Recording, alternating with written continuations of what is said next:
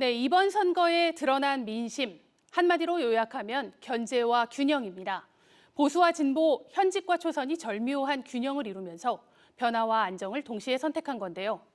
8년 동안 이어져 온 진보 교육감 독주에 제동이 걸린 만큼 학교 현장에도 적잖은 변화가 예상됩니다. 최희영 기자와 알아봅니다. 어서 오세요. 안녕하세요. 네, 최 기자, 우선 가장 눈에 띄는 게 보수 진영의 약진입니다. 진보 교육감의 수가 전보다 많이 줄었습니다. 네, 그렇습니다. 지난 선거에서는 17개 시도 가운데 14곳에서 진보 교육감이 당선됐습니다. 그런데 이번엔 보수 교육감 자리가 대건으로 8곳을 차지했습니다. 진보 교육감이 가까스로 과반을 차지하긴 했지만 보수 교육감도 비슷한 숫자로 늘면서 전체적으로는 숫자의 균형을 이루게 된 겁니다. 표를 보시죠. 강원, 경기, 경북 등 모두 8곳에서 보수 교육감이 나왔는데요. 특히 경기도는 교육감 직선제가 도입된 2009년 이후에 줄곧 진보 교육감이 당선된 곳이었는데 이번에 처음으로 보수 교육감이 나왔습니다. 진보 교육감이 당선된 지역에서도 예를 들면 서울이나 충남 같은 경우 진보는 한 명이었지만 보수 후보들은 단일화에 실패했거든요. 보수 후보들의 지지율을 합치면 진보 성향 당선인을 넘어서는 경우가 많습니다. 단일화 변수에 가까스로 이긴 겁니다. 네, 정치 지형엔 변화가 잦았지만 사실 교육감만큼은 지난 8년 동안 진보 교육감들이 독주를 해왔습니다. 아이들 교육만큼은 좀 달라졌으면 좋겠다, 이런 민심이 힘을 얻었던 건데 이번에는 그 방향이 바뀐 배경, 뭐라고 봐야 할까요? 네, 아무래도 안정적인 정권 교체를 원했다 이렇게 봐야 할 것 같습니다. 지난 지방선거 때는 탄핵 바람에 이은 촛불 민심이 진보 교육감을 대거 당선시켰습니다. 이번에도 대선 직후에 이루어진 선거다 보니까 정권 교체 바람이 교육계에도 미쳤다는 겁니다. 그래도 이제 막 출범을 했는데 새 정부의 교육 철학에 힘을 실어줘야 하지 않겠냐는 거죠. 여기에 코로나 국면에서 학력 저하가 큰 문제로 떠오르면서 성적보단 다양성 교육에 치중해온 진보 교육감에 더 타격이 됐다, 이런 분석도 나오고 있습니다. 특히 교육감 선거 같은 경우에는 정당의 공천이 없잖아요. 또 워낙 깜깜이 선거다, 이런 지적도 이어지고 있습니다. 그나마 인지도가 높은 현직 교육감, 우리가 현직 프리미엄이라고 하는데 그런 효과가 있었는데 이번 결과는 좀 어떻습니까?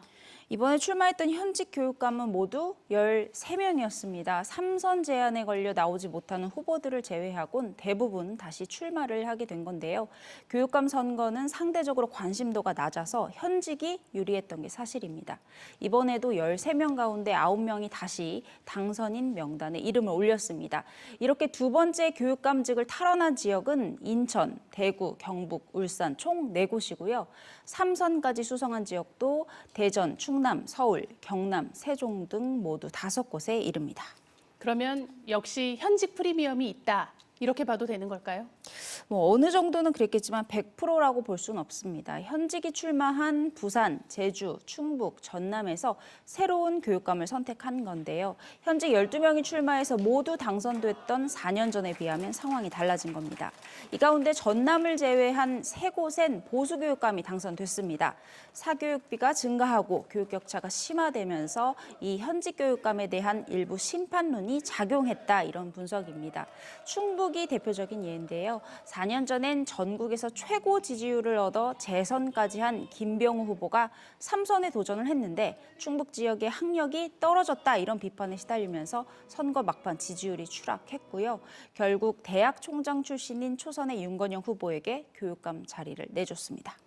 네, 상대적으로 이렇게 보수 후보가 약진한 만큼 우리 진보 교육감이 독주했던 시대와 비교를 하면 교육 정책에도 많은 변화가 있을 것으로 예상이 됩니다. 네, 그렇습니다. 이번에 이제 대부분 후보가 내놓았던 공약이 기초학력 강화였는데요. 해결 방법은 달랐습니다. 대표적인 게 진단평가입니다. 진단평가 지금도 있긴 하지만 이제 대상과 수위, 방법에서 논란이 치열합니다.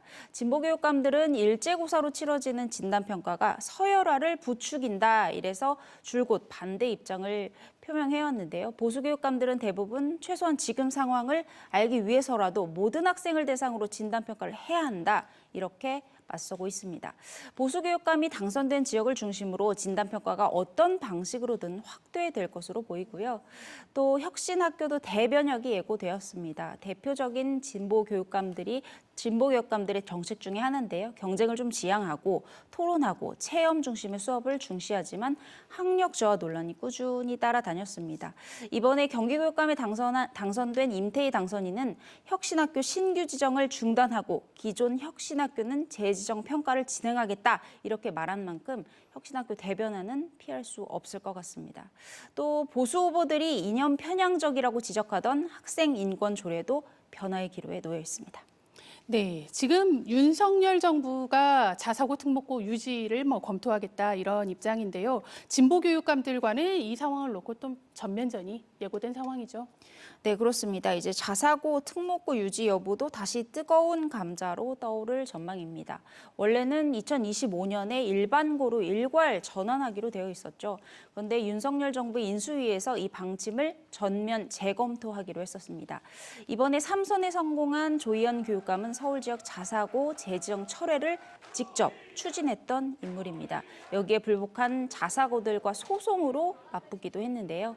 조희연 교육감은 여러 차례의 기자 간담회 등을 통해서 자사고 특목고가 유지가 되면 본인은 대립하고 반대할 수밖에 없다는 뜻을 수차례 밝혀왔습니다. 새 정부가 아직 고입 정책에 뚜렷한 입장을 내놓진 않았지만 만일 자사고 유지를 공식적으로 추진한다면 서울 지역을 중심으로 갈등이 이어질 수밖에 없을 것 같습니다. 당장 다음 달부터 전국 시도교육감 협의회가 구성이 될 텐데요. 진보와 보수 교육감들이 첨예한 쟁점을 놓고 치열하게 대립할 것으로 보입니다. 네, 최 기자 오늘 말씀 잘 들었습니다.